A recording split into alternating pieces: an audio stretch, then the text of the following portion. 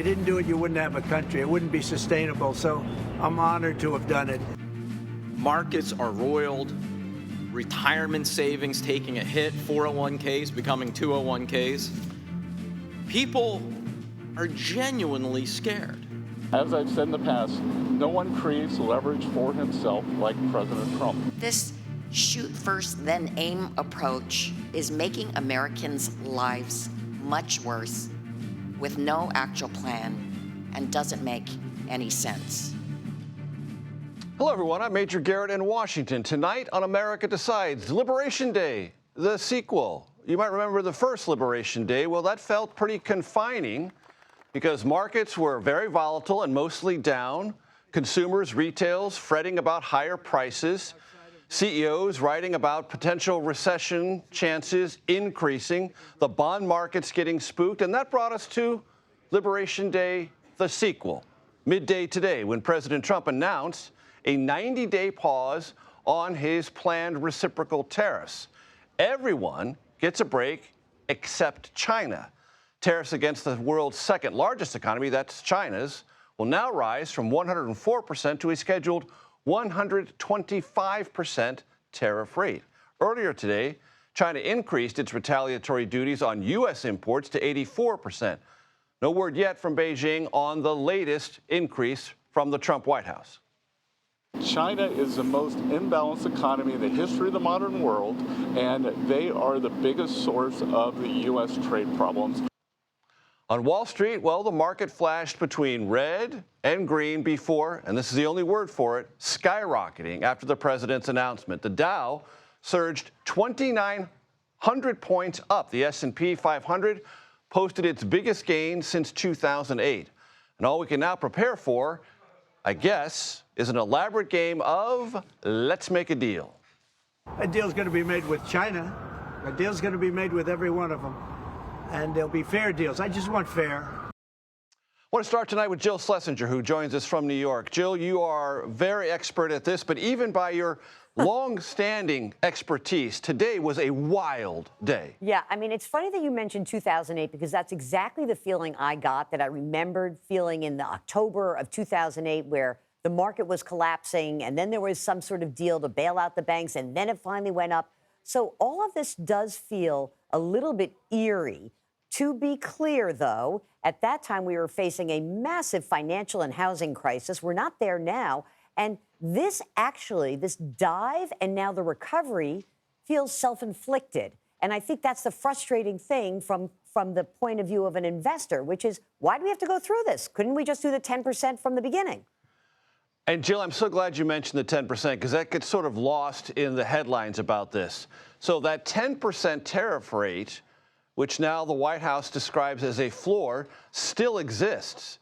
Exactly. And lots of people are saying, wait a minute, that's a $300 billion tariff tax on the U.S. economy, not as large as these others, but it's still there. And not to mention the steel, the aluminum, the cars, the auto parts. And so, listen, I still think we face a problem. It's not as significant a problem, which is the market is telling this, and economists are telling us that we are facing a slowdown in economic growth, not as severe as we might have seen if those retaliatory tariffs were in place, as well as prices rising. That combination, that stagnating economy with inflation, stagflation, that is a scary word for a lot of people. It makes a lot of the business folks out there anxious because they really don't know what to do next. You know, Major, I was thinking about this. If you're at work and your boss tells you to go execute something, you say, fine, great, I'll go do it. And then 3 days later, it's a whole different game plan. You'd say, like, my God, that boss is crazy. Well, that's what we're living through.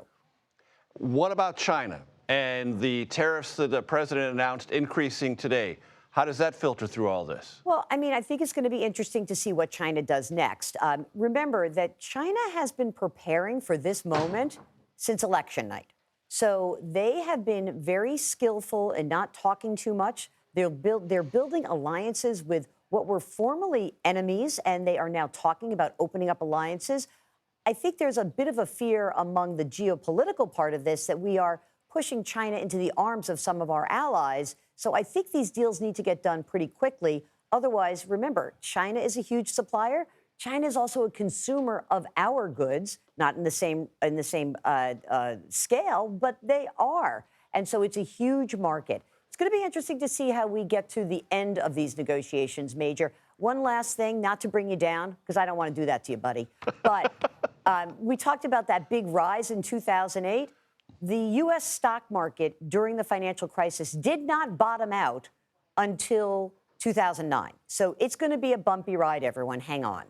As the Chinese proverb goes, may you live in interesting times, not always meant as a gift. Jill Schlesinger, thank you very much. Thanks. I want to bring in Texas Democratic Congresswoman Jasmine Crockett. Congresswoman, great to talk to you. Thanks for joining us. It's been a very big news day in terms of tariffs, market reaction. I'd like to get your reaction to what the president did today. Listen, we are clearly on a roller coaster, and it's not just those of us in the United States. It's our friends and our enemies, and obviously it is also the markets. I can't keep up with which way he is going when it comes to his strategy over the tariffs, but what I can tell you is that Americans did not vote for anyone, whether they were voting for the members of the House or the Senate or the presidency, so that they could just increase the cost on all American goods or non-American goods or goods in general. So I hope that we can get things on track. I hope that in a bipartisan way, we can rein in this rogue wannabe king. President says he has no interest at all. And as you just know, the House voted on a rule that will get them to the budget resolution that provides the president ample authority for the remainder of this fiscal year to be the only one negotiating tariffs in our country. Yeah, I think it's a huge mistake. I don't know what happened at the dinner last night, but, you know, at some point in time before the dinner, they supposedly did not necessarily have the votes. So obviously, he has twisted some arms. I just hope that as those arms were twisted, that people were actually negotiating in good faith and getting assurances for the people that elected them and sent them here to Congress. It is so disturbing that we have elected officials that are consistently giving up their constitutional authority, whether we're talking about tariffs, whether we're talking about taxes, or whether we're even talking about our budget as a whole. It's time for the House to stand up and recognize we are a separate co-equal branch of government and do right by the people that sent us here, instead of allowing somebody who literally sold so many people just a bag of goods. Congressman, you are talked about frequently as someone who might be an emerging face of the Democratic Party. I want to have you listen to one of your colleagues in the House, Jason Crow. He'll come second. And Cory Booker, senator from New Jersey on the Democrat side, who did a long, long speech, 25 hours in the Senate. We'll play those sound bites back to back and get your reaction. What we've been doing is inadequate, and we need to do more. I'm excited about this moment. I can feel folks waking up. I can feel the energy. There are vast swaths of America who don't believe the system is working for them, and they're right. The system is not working for them. But that's why I'm a Democrat, to prevent the system from being rigged, and I'm very proud to do that work. So both talk about inadequacy and a system that isn't working.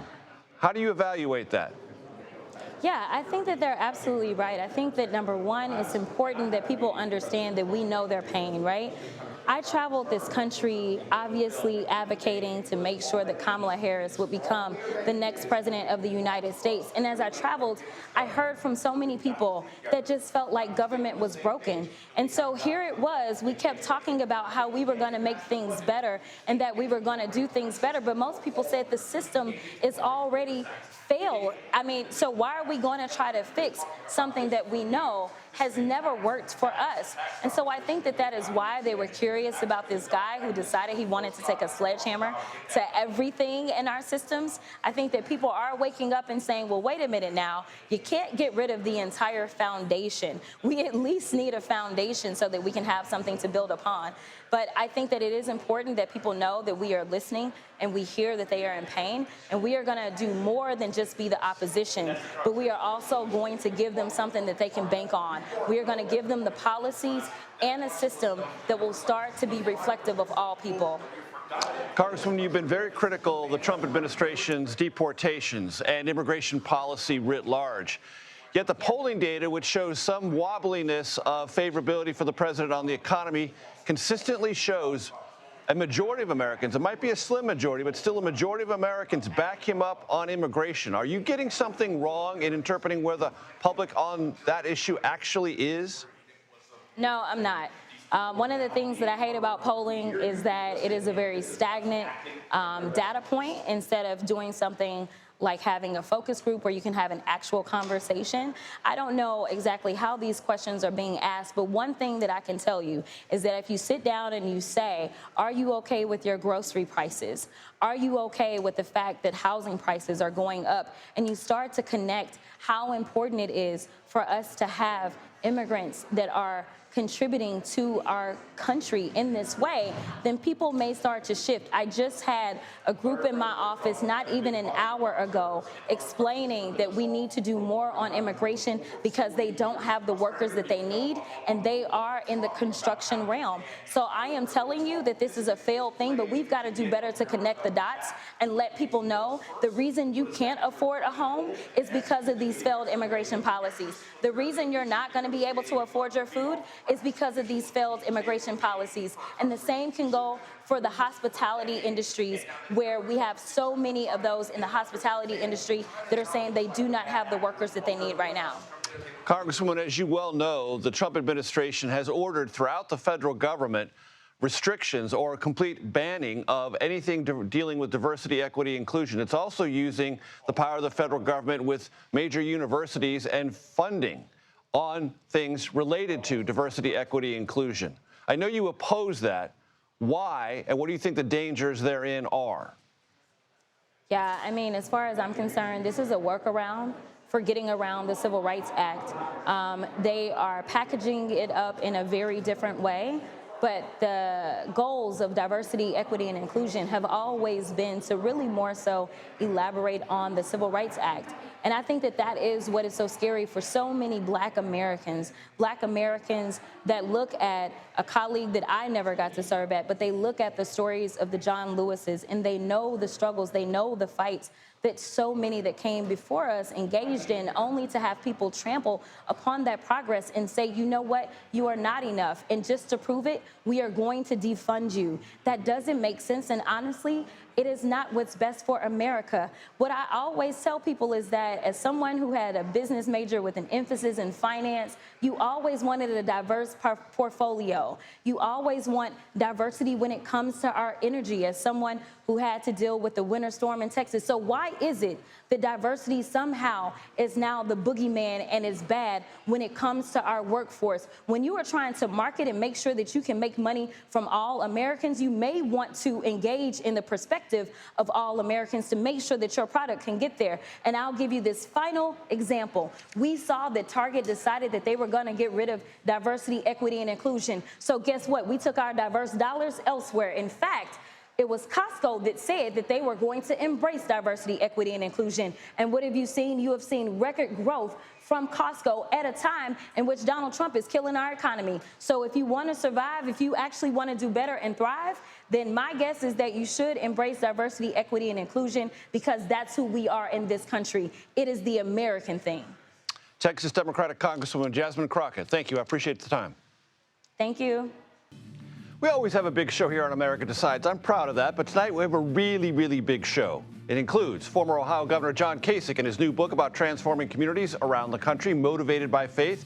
Plus, Minneapolis Federal Reserve Bank President Neel Kashkari joins me for what I guarantee you will be a news-making interview about the president's announcement today regarding tariffs. But first, Ben Gomez, newsmaker himself, tracking the tariff response inside the West Wing. That's next, right here on America Decides. Welcome back to America Decides. The world's second largest economy, that's China, was the only country not included in President Trump's 90-day tariff pause. And remember, that's a pause with an asterisk. There's still a 10% baseline tariff applied to everyone. But about China, our colleague Ed O'Keefe asked Treasury Secretary Scott Bessent about that earlier today. I'm not calling it a trade war, but I'm saying that China has escalated, and President Trump responded very courageously to that, and we are going to work on a solution with our trading partners. Finn Gomez, CBS News political director. He has lots of other vaunted titles, but we'll just go with that. Joins me now at the table. Finn, this was something inconsistent with what the president, the press secretary, and other administration officials said Monday and Tuesday. Stay cool. Hold the line. We're not budging. And now we have got this new thing. Yeah, so, administration officials have told me that there is a strategy in this chaos. There's a strategy in this chaotic situation that we're seeing now. And we saw Besson also say that, of course, publicly. But, they're getting leverage out of this. They're getting 75 countries that have come back who said, let's make a deal, right? That's Trump's big play. Let's make a deal. However, we did see it was quite a pivot, Major. You noted the White House press secretary yesterday was asked point blank, will there be a pause, will there be extension? And she said no. Right. So how do we go from there to here? He was asked about it in the Oval Office a little while ago, why he made this change. He said he made this change this morning. We do know, we can confirm that he was getting pressure, as we know, from the Hill. Republicans on the Hill, from donors, from stakeholders who supported the president. He was getting from all sides, right? Pressure to move on. And Finn, there was also something that happened overnight. The bond markets got very, very spiky. Right. The mortgage rate for a 30-year mortgage in the country this morning rose to 7%. Lots of people are looking at that and saying the White House had to have taken some notice of that. Oh, absolutely. And the president himself was asked about this. And he said he acknowledged watching, especially the 10-year U.S. Treasury bond sell-off. There was a massive sell-off yesterday going into today. And the president said that, it was making some people a little queasy, quote, a little queasy. And right now it's beautiful, quote the president. But yes, if you look at that, it did have financial experts who watched this saying this could lead to some real financial instability. And that was also something that the White House was definitely watching as well. And something to keep in mind, ladies and gentlemen, the public face of the pause today was President Trump and Treasury Secretary Scott Bessent. That is telling. More on that in future shows. Finn Gomez, thank you very much. Absolutely. President Trump is working to win over House Republican holdouts on the budget. At a fundraiser last night, the president told them to, quote, close your eyes and get there. Let's bring in our Nicole Killian, who is on Capitol Hill, who can possibly explain the politics of, I guess, blind faith. I'm not sure. Nicole?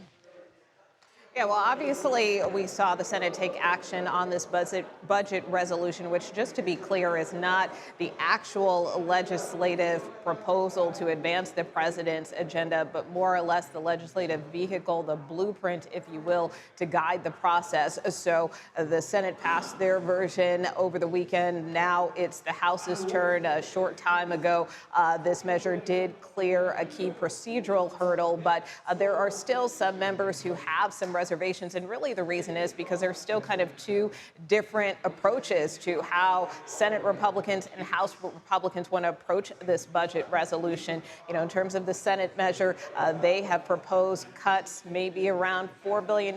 Republicans here in the House feel that is way under, even if it is a floor, they believe that ceiling should be much higher. They are pushing for cuts in excess of $1.5 trillion in order to pay for the president's legislative agenda, most notably extending his tax cuts. Of course, this also would include some funding for a border policy once lawmakers are able to draft this measure, as well as advancing the president's energy agenda. But again, this resolution will strictly guide the process, kind of instructions, if you will, a blueprint to outline the process going forward. But there does need to be more compromise here, and that's kind of what some House Republicans are pushing for in order to be able to support this measure.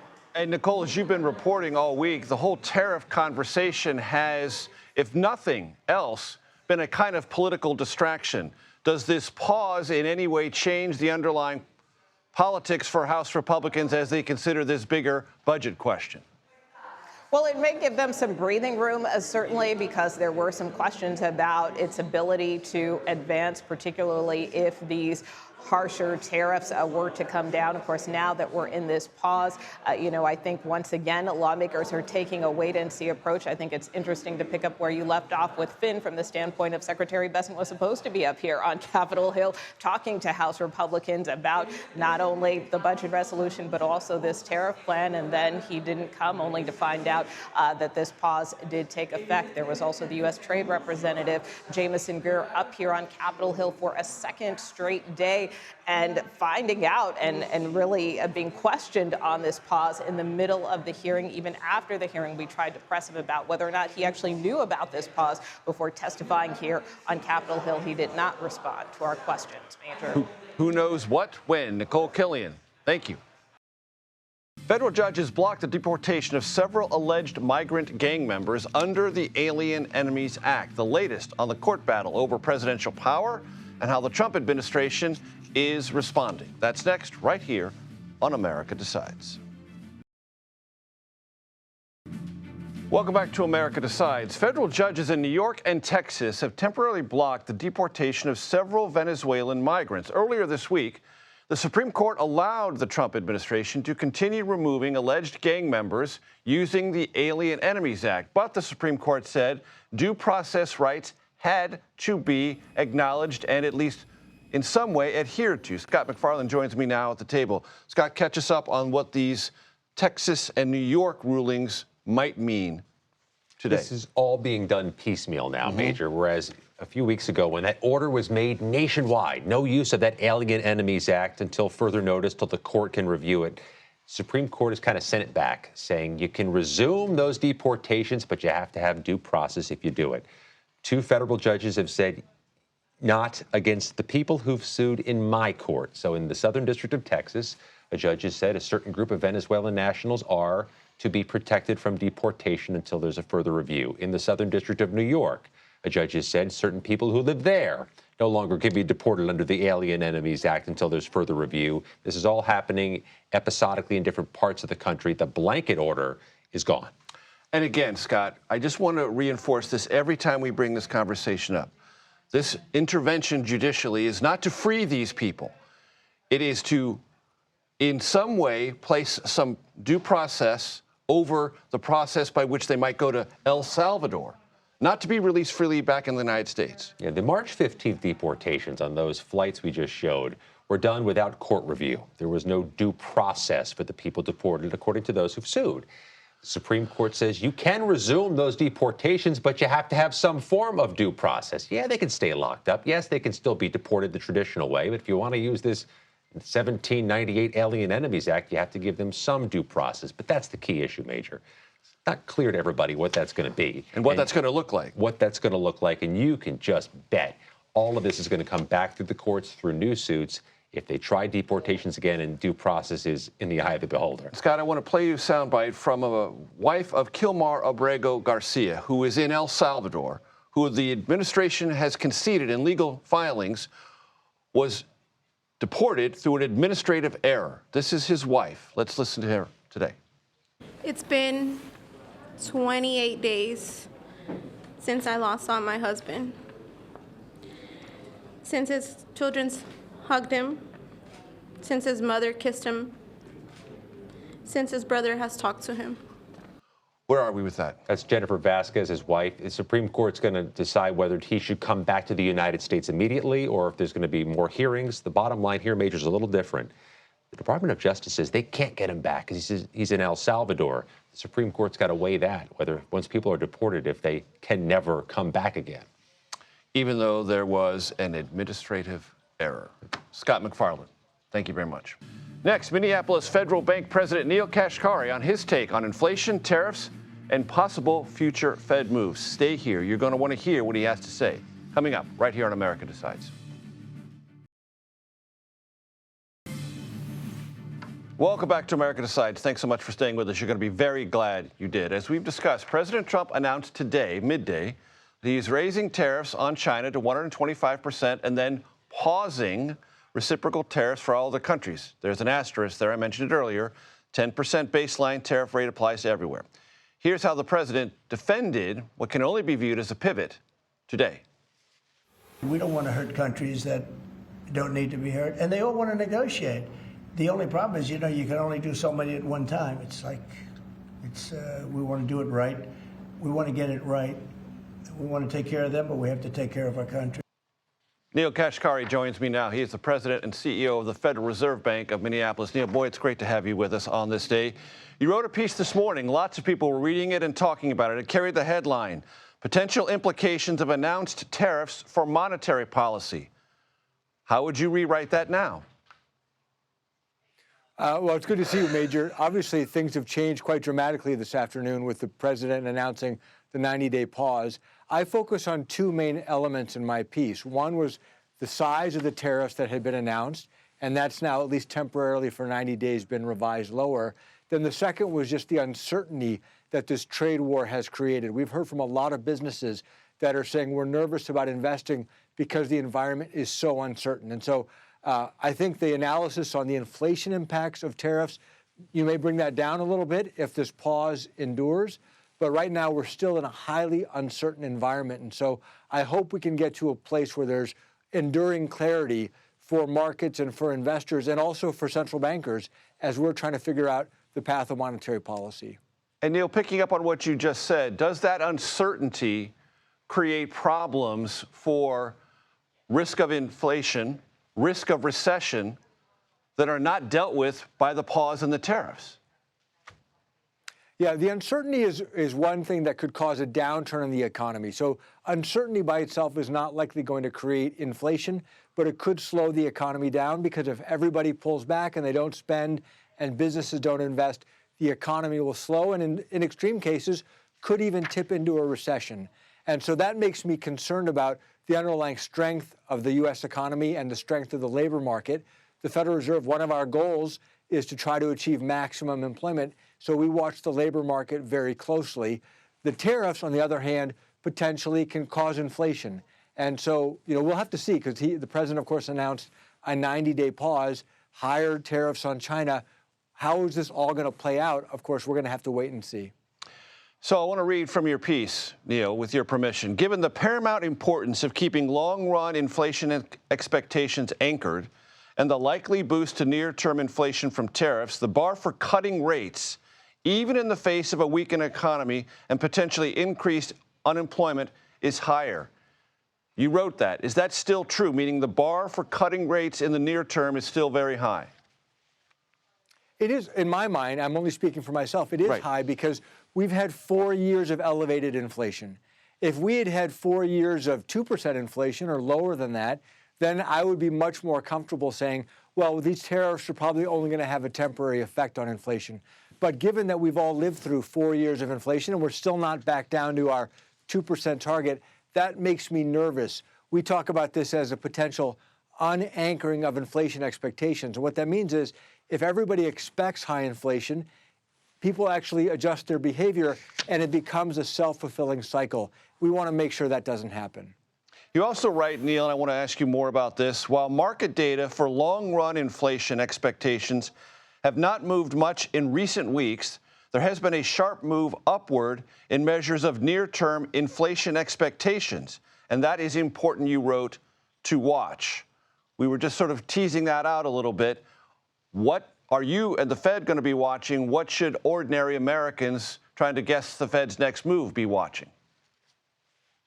Well, I think ordinary Americans are paying close attention to what's happening in Washington and in policy circles around the world and keep watching all of that. I mean, the fact that ordinary Americans' expectations for what's going to happen to prices over the next year or two has moved up quite dramatically in the last month or so shows that they're paying attention to these trade negotiations and that they understand that raising tariffs on things that we buy means raising the cost and the prices of those things. So I think the public is doing a good job paying attention, and those are the things we're going to watch. We're going to watch, is the job market going to remain strong? Are firms, I think I'm already hearing firms are slowing down their hiring. They're getting nervous. Are they going to restart hiring or are they going to lay off? That's something also to watch. And then obviously what happens with these trade negotiations, what happens with these tariffs. We know what our jobs are. At the Fed, our job is to get inflation back down to 2% and to try to keep the job market strong. Tariffs can push the job market down while pushing inflation up. And that's what's so particularly challenging about them from the monetary policy perspective. You know, I was watching the financial stations today on cable, Neil, and there was a long discussion about, does this make the Fed more interventionist immediately or not? What light could you shed on that big question? Well, it's so complicated. It's, with the Fed, we don't want to intervene in markets. We want to let markets correct themselves. There have been some pressures in markets in recent days, and in my judgment, those pressures are borne by economic fundamentals. So if the economic fundamentals get better, then the economy will do better. If the economic fundamentals get worse because the negotiations get worse, then the economy would do worse. We want to prevent big disruptions from happening in financial markets the way we saw during COVID. But I think all of us, we would like to not have to intervene in markets, and hopefully the economy will get onto stronger ground. And I'm hoping that there'll be productive negotiations going forward. Should I read that as this uncertainty creates a kind of cautiousness within Fed deliberations? Absolutely. I think many of my colleagues have been out the last few days saying the uncertainty gives all of us pause about what is the right next step. There's a case to be made that if inflation takes off, we could need to go higher on interest rates. Of course, if the economy weakens dramatically from these uncertainty that we've been talking about, that could bring interest rates down. But both of those things are possible at the same time, and that's what makes this such a complicated environment to navigate. Neil Kashkari, thank you very, very much. Thank you, Major. Reshaping American Healthcare next. More from Dr. John LaPook's interview with Health and Human Services Secretary Robert F. Kennedy Jr. You're watching America Decides. Welcome back. Robert F. Kennedy Jr. sat down with CBS News for his first network interview since becoming Health and Human Services Secretary. Our chief medical correspondent, Dr. John LaPook, asked him about the more than $11 billion in cuts to local and state health programs. Did you personally approve those cuts? I'm not familiar with those cuts. We'd have to go. There's like more than 50 pages of cuts that I actually went through. The cuts were mainly DEI cuts, which the president. There were a lot, but I'll give you, for example, about $750,000 of a University of Michigan grant into adolescent diabetes was cut. Did you know that? I didn't know that, and that's something that we'll look at. Dr. John LaPook joins me now. Dr. John, what stood out to you in this conversation, and especially when the secretary didn't seem to know about some of these specifics? Yeah, hi, Major. Well, this part, especially in terms of the clip that you just paid, you wonder about, who actually is looking at the details. And, it sounded to me, because he didn't know the details, I said, should this be considered DOGE cuts? And I think ultimately that is what's going on. And that raises a lot of questions. What is the specific criteria for saying something is waste, fraud, and abuse? And who exactly are the people who are making those decisions? Because, for example, you're talking about making all of these cuts. He is very big, and correctly so, on decreasing chronic diseases. So chronic diseases, obesity, and diabetes. And specifically, he mentioned childhood, adolescent diabetes. Well, I went down this list of things that were cut. I mean, my eyes were blurry. It's more than 50 pages, and they're very, very small type. And I came across one that said that University of Michigan, Ann Arbor, had a $750,000 or so, approximately, grant that was cut, and it was all about studying adolescent diabetes. So I asked him about that. I said, did you know that? He said, no, I didn't know that. And so it made me think, okay, so it's somebody else making these decisions. Is it somebody at DOGE? Who? How old are they? Have they had a biology class? Are they able to have the kind of scientific expertise to be able to go line by line and say, oh, yeah, I understand what that is, and thumbs up or thumbs down? So a lot of questions to me. And there's an ongoing conversation and situation in our country, Dr. John LaPook, about measles. And you asked the Health and Human Services Secretary about the measles vaccine. Let's play that sound. The federal government's position, my position is people should get the measles vaccine, but the government should not be mandating Understand. those. You know, and I've always said during my campaign and every part, every public statement I've made, I'm not going to take people's vaccines away from them. Right. What I'm going to do is make sure that we have good science so that people can make an informed choice. What is your takeaway from that interaction with Robert F. Kennedy Jr. on the measles vaccine and the situation that's playing out nationwide? You know, to me, Major, that was a big deal, a very big deal, because he had come up to the line without going over recommending it. So he had tweeted out a couple of days earlier that the measles vaccine is the best way of preventing spread. But he didn't go one step further and say, and therefore you should get the vaccine. I talked to him, we went back and forth. I talked about how Senator Kasich had tweeted out something about a couple of recent deaths from pertussis in Louisiana, whooping cough, and that led Senator Kasich to say, who is a physician, of course, to say, you know, to parents, please protect your child with a vaccine. So I said to him, you know, would you consider making a similar statement about measles? And that led him to then say yes. And to me, that was big news. That's him making a recommendation, and then I pressed it a little more. Is that from you? Is it from the federal government? It's from both. So for me, you know, that was a big deal that he made that recommendation. Of course, there is an ongoing measles outbreak, and the best way to prevent it from spreading further is with the vaccine. I do want to say one thing, and that I was very much appreciative of, which was the tone of the conversation we had. Right. It was civil, it was respectful. They gave me lots of time, much more than we thought we were going to have. There was a lot of back and forth. He was listening, he was responding to things that we said to each other. I believe we're going to put the entire interview out online for people to see that, to really get more of a sense of the nuance of that conversation. But They will hope want to see more. that online fully whenever it becomes available. Dr. John LaPook, thank you so much for your time. Take care. Years after losing to Donald Trump in the Republican primary, former Ohio Governor John Kasich remains a critic of the president. Next, his take on our current political climate. That's next, right here on America Decides.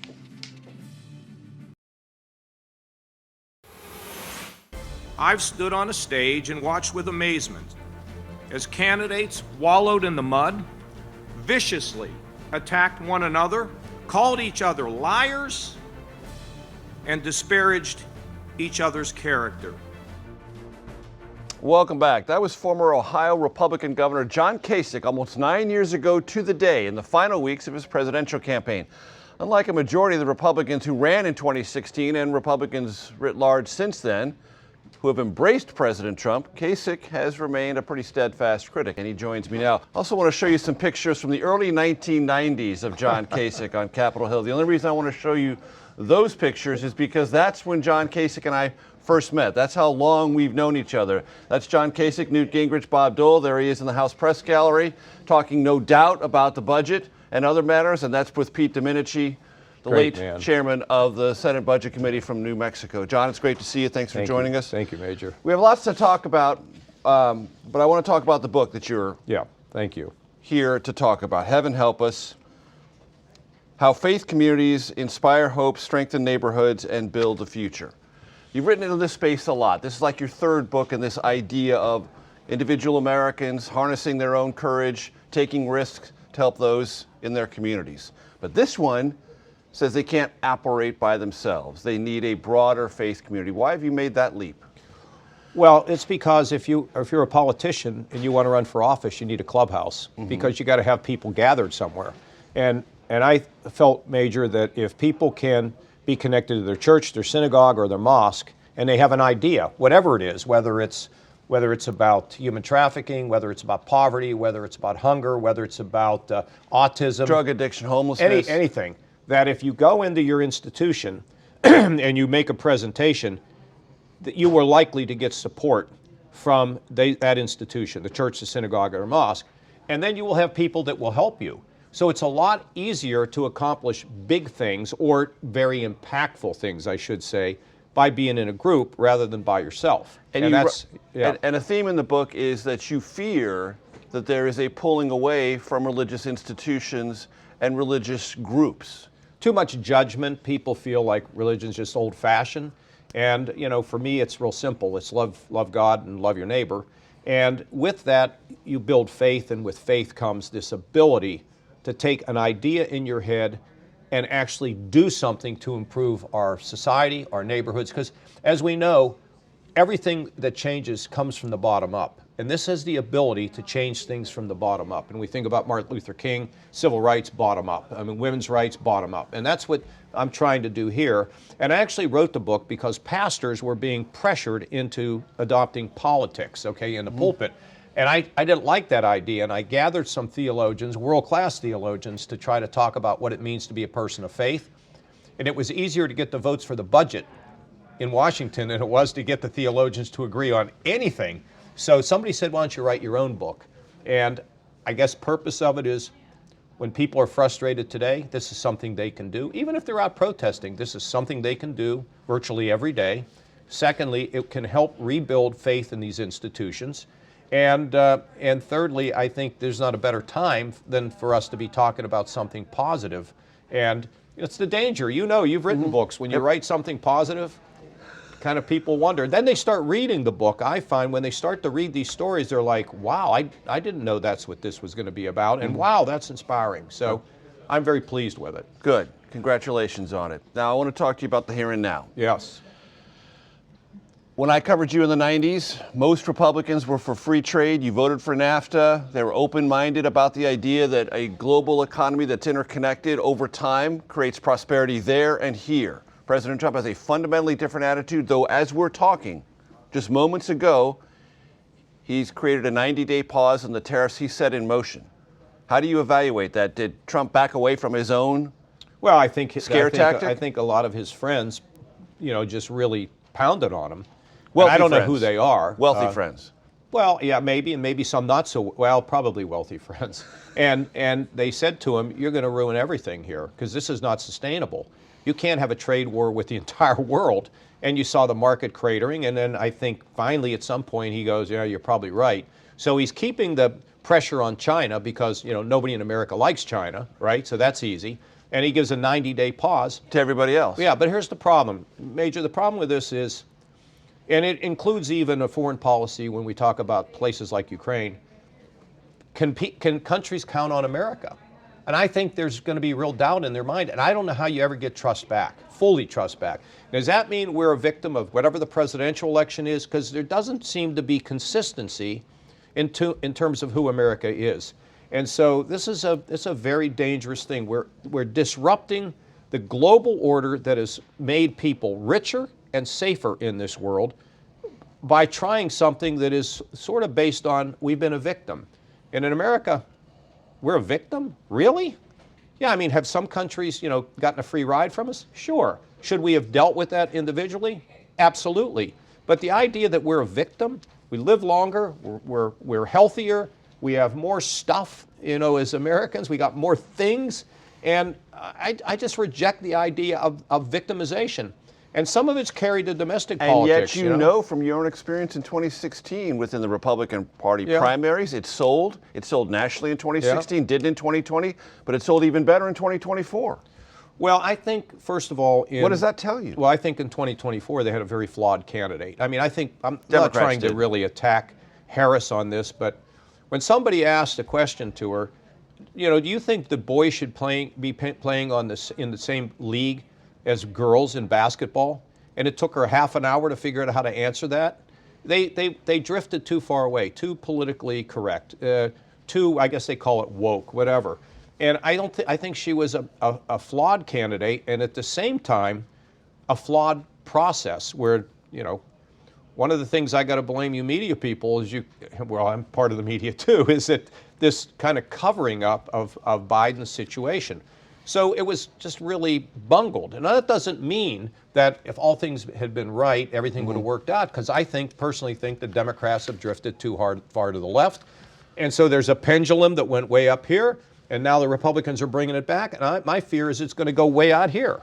And so the question is, the pendulum works best when it's balanced here in the middle. John Kasich, always good to see you. Thanks very much. That does it for today. I'll be back with another edition of America Decides tomorrow at 5 p.m. Eastern. The Daily Report starts right now.